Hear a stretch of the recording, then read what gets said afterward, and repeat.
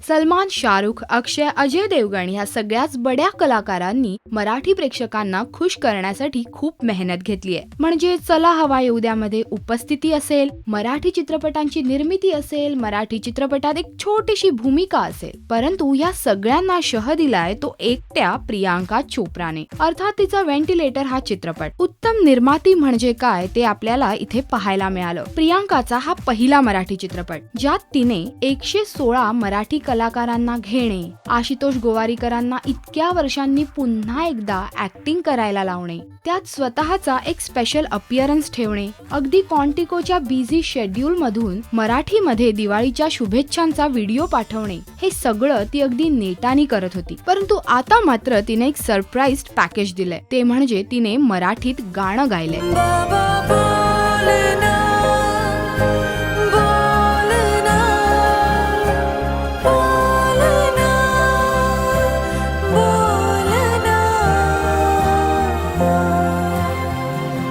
या गाण्याचं नाव आहे बाबा. हे गाणं चित्रपटाचा एक भाग आहे. प्रियांकाने ह्या गाण्यासाठी खूप मेहनत घेतली आहे हे दिसतंय, कारण हे गाणं ऐकताना ते कुठेही अमराठी गायिकेने गायलंय असं अजिबात वाटत नाहीये. Dad is little girl Priyanka चोप्राने आपल्या बाबांना हे गाणं डेडिकेट केलंय असंच वाटतंय.